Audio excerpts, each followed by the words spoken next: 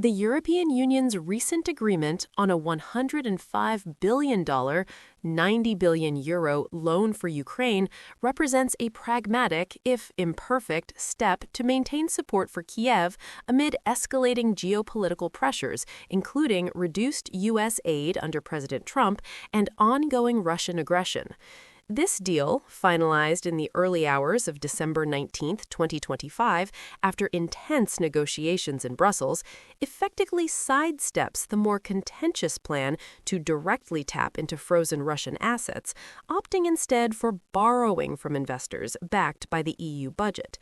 It's being framed by EU leaders as a win for the bloc and a demonstration of independence, but critics, including some within Europe and from Russia, see it as a sign of division and fiscal strain.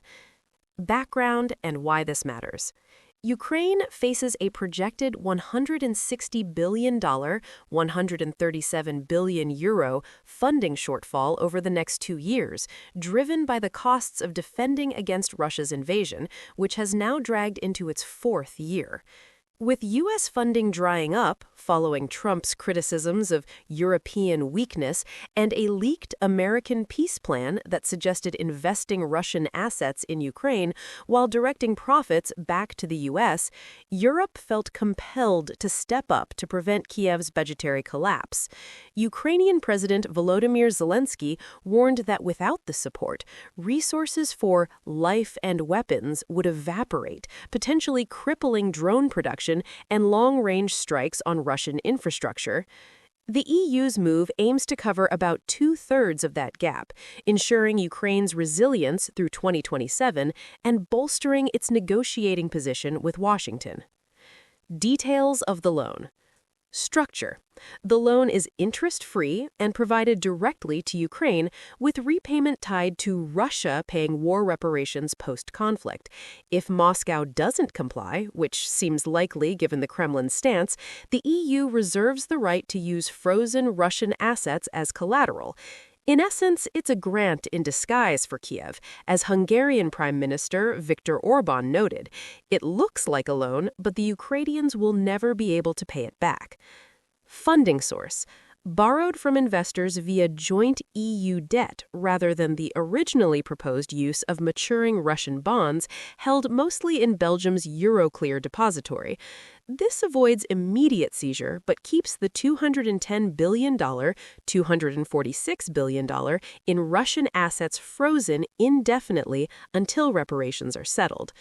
It's being framed by EU leaders as a win for the bloc and a demonstration of independence, but critics, including some within Europe and from Russia, see it as a sign of division and fiscal strain. Why the plan to use Russian funds was shelved. The initial idea was to leverage the frozen assets, primarily Russian central bank reserves immobilized in Europe since 2022, to back the loan using their interest or principal. However, this collapsed due to Belgium's opposition. As the holder of most assets, Belgium demanded binding guarantees from all EU states to shield against potential Russian lawsuits or demands to return funds in a peace deal. Prime Minister Bart de Wever insisted mere oral promises are not enough, citing fears of legal backlash. Legal and retaliation risks, earlier concerns from leaders like France's Emmanuel Macron, highlighted potential breaches of international law. Russia has already sued Euroclear for damages and threatened claims against European banks, escalating tensions. Internal divisions. Pushback from smaller nations like Hungary forced a pivot, prioritizing unity over boldness.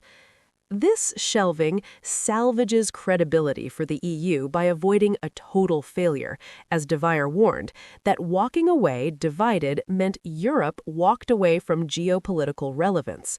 EU Commission President Ursula von der Leyen called it a Europe's independence moment, emphasizing self-reliance in a dangerous and transactional world. Implications. For Ukraine, a lifeline that strengthens defenses and bargaining power, with Zelensky hailing it as a financial security guarantee that makes Kyiv more confident at the negotiating table. It counters Russian advances, which President Putin claimed are ongoing during his December 19th press conference. For the EU, boosts cohesion and sends a crystal-clear message to Moscow that Europe stands with Ukraine today, tomorrow, and as long as necessary, per European Council President Antonio Costa. However, it adds to Eurozone debt burdens, especially for Germany, which flipped to support, potentially straining taxpayers and highlighting fractures. Russia's strategy to fragment Europe may still pay off long-term. For Russia, viewed as a major blow to the EU, per Kremlin statements, as it prolongs the conflict without direct asset seizure but keeps funds out of reach. Putin dismissed it during his annual address, insisting Russian troops are advancing and goals will be achieved while framing the West as divided. This could invite more retaliation, like further lawsuits, but also underscores Moscow's failure to splinter European support entirely. Overall, this is a band-aid that buys time but doesn't resolve the core issues: Europe's dependency on U.S. security umbrellas or the legal quagmire of Russian assets. It substantiates claims that the EU is stepping up amid American retrenchment, but at the cost of deeper debt and unresolved divisions. Hardly a resounding victory, though better than the alternative of letting Ukraine falter.